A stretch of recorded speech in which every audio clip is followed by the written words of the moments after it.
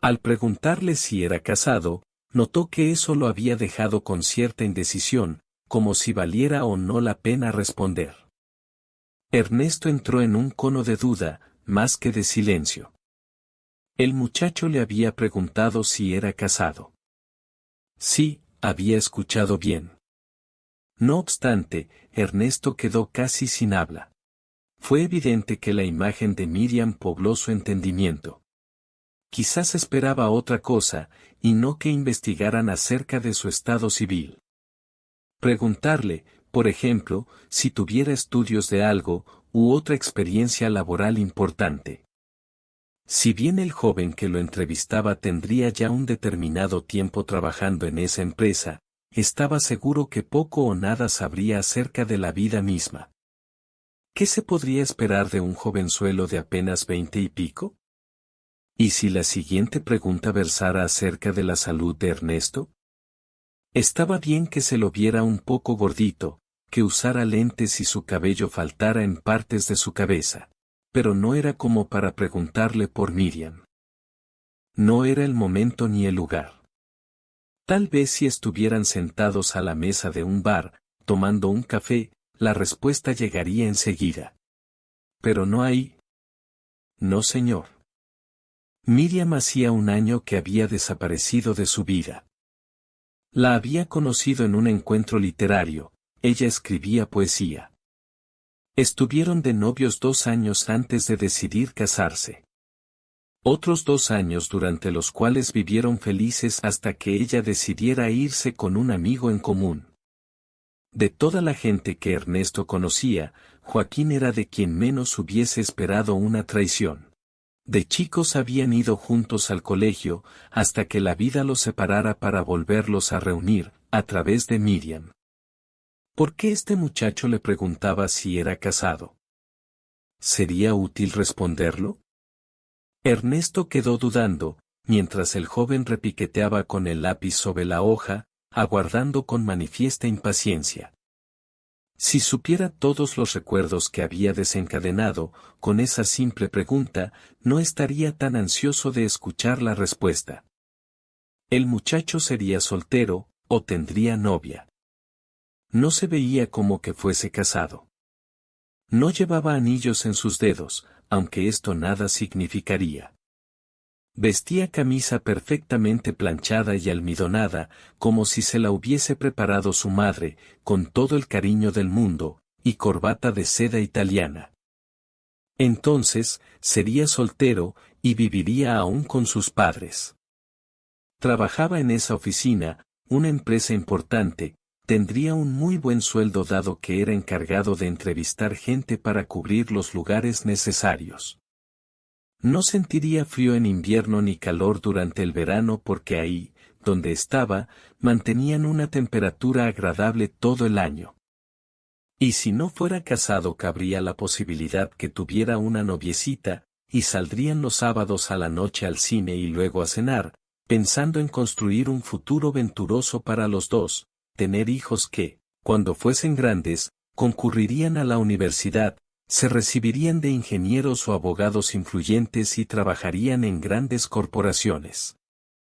Claro que todo esto demandaría tiempo, pero el muchacho era joven aún, y mientras continuaba jugueteando histéricamente con su lápiz Ernesto aprovecharía unos segundos más para pensar qué le contestaría. Si estuviese con Miriam, en ese momento, justo sentada al lado de él, no habría oportunidad de mentirle, ya que se daría cuenta que ella fuera su mujer. O tal vez sí, pudiera enmascarar la relación y permitir que opinara lo que quisiera, podrían ser novios, amigos o, simplemente, amantes. Claro que, si esto último se cumpliera, sería una relación embosada, un remedo de matrimonio, andando a escondidas por la calle, evitando que los vieran los vecinos. En ese momento Ernesto recordó un día en que, desde un taxi, alguien le gritó que su esposa lo engañaba. Cuando quiso reaccionar ya era tarde y el auto se había alejado, pero no lo suficiente como para notar una cabeza que se escondía en el interior del vehículo, como si fuese alguien que hubiese arrojado una granada y las esquirlas de la novedad impactaran en el delicado y sensible corazón de Ernesto. Ese día lo recordaba bien porque había sido el anterior a su cumpleaños, más tarde él sentándose en el cordón de la acera a meditar lo sucedido. El taxi no volvió a pasar, aunque, por las dudas, Ernesto se paraba todas las tardes en la misma esquina, en el justo momento y minuto en que había sucedido, pero sin tener la suerte de volver a verlo. Debió concluir que se había tratado de una señal del destino, por más que no hubiese reconocido la cabeza de quien vociferara la sentencia. Desde aquel día, al ir por la calle, Ernesto miraba fijo a quien pasare, midiendo, a simple vista, el diseño de la cabeza. Si había una cosa que Ernesto tuviera a su favor sería ser muy detallista. Gracias a esto, pudo comprobar que lo que le habían alertado desde el taxi resultó cierto, al ver a Miriam cómo se acicalaba cuando salía para su trabajo. Nunca usaba los perfumes que le regalaban para sus cumpleaños, no lo tenía por costumbre. Pero desde que Ernesto recibiera la advertencia, la vio destapar todos los frascos y bañarse en esencias de Estambul, las que empezó a usar asiduamente. Y cuando volvía, no siempre lo hacía a la hora acostumbrada, un día demoraba 1 hora, otro día, 2, hasta que un viernes regresó a las 6 de la mañana del sábado. Ernesto la observó, desde los peldaños de su sueño, aún en la cama, entró y fue directamente al baño, a tratar de disimular, con una ducha rápida, el conglomerado de fragancias. Al cabo de un rato, se acostó, sin hablar, como si nada hubiese pasado. Ernesto se quitó los lentes para despejar un aluvión de caspa que caía de sus cejas, y ahí recién se dio cuenta que, tanto él como el joven que lo entrevistaba, usaban lentes. Pero con la diferencia que los de Ernesto tenían más aumento, su armazón pesaba más y le dejaba marcas a los costados de su nariz. Las partículas de caspa cayeron sobre su pantalón, las que fueron prestamente barridas con una mano. El joven continuaba martillando con su lápiz sobre la planilla, aguardando respuesta. Cuando le preguntó por su tardanza al regresar de su trabajo, ella alegó que había tenido una reunión muy importante, y que, quizás, la ascendieran. Debía demostrar sumo interés en lo que hacía, para que los jefes vieran que ella era una persona muy servicial, alguien en quien podían confiar y ofrecerle mejores puestos. Ernesto simuló entenderlo, no obstante, en su corazón quedó una pequeña duda. Recordó a la cabeza asomada por la ventanilla del taxi y quedó meditando por más de 3 horas. Sobre la mesita del tocador del dormitorio Miriam tenía, alineadas, todas las fragancias. Había 7 frascos, uno para cada día de la semana. Las esencias del sábado y domingo, como esos días no iba a trabajar, las variaba durante los días hábiles, para matizar un poco. Ernesto veía los recipientes prolijamente ordenados y cuando Miriam no estaba, aprovechaba para destaparlos y oler sus aromas, tratando de memorizarlas y adivinar cuál había empleado, a su vuelta. Este ejercicio era muy práctico, porque descubrió que había días en los cuales regresaba oliendo distinto, como si un hombre se le hubiese arrimado. Terminó de sacarse la caspa de las cejas, volviendo a colocarse los lentes. Respiró hondo, estando casi por responder la pregunta, cuando otro pensamiento cruzó delante de sí. Se le apareció la figura transparente de Joaquín, como un espectro, y tendió su brazo derecho para tocarlo, pero para tan solo dar mandobles en el aire, haciéndole recordar a su abuelo, un domingo al mediodía cuando estaba toda la familia reunida para almorzar, y el viejo empezó a dar manotazos en el aire, creyendo que veía arañas tejiendo sus telas cuando, en realidad, era que estaba perdiendo la visión. Esta actitud tomó por sorpresa al muchacho, atinando a echarse para atrás, en su silla, evitando ser tocado. Ernesto le pidió disculpas. El joven se acomodó los anteojos, carraspeó su garganta y siguió esperando la respuesta. Joaquín había aparecido una mañana, más precisamente un sábado. Había dicho que pasaba por ahí y entró a saludar. Pero Ernesto ya estaba prevenido que anduviese atrás de Miriam, y no le creyó una sola palabra de todo lo que dijo. Sabía muy bien que había ido para ver a su mujer, y si la hubiese sorprendido estando todavía en camisón, mucho mejor. Joaquín sabía disimular, había dicho que había salido a comprar pan, no pudiendo resistir la tentación de visitarlos. Por supuesto que Ernesto lo dudó, porque la idea de su amigo había sido solo la de ver a Miriam. El muchacho volvió a hacer tamborilear su lápiz sobre la planilla. Ernesto quedó pensando en el desconocido que le advirtiera acerca del engaño el cual estaba siendo víctima. Si bien, en ese momento, le costó creerlo, porque ya hacía más de 3 años que llevaban de casados, con el transcurso del tiempo y con los hechos que se sucedieron le fue necesario reconocer la penosa realidad.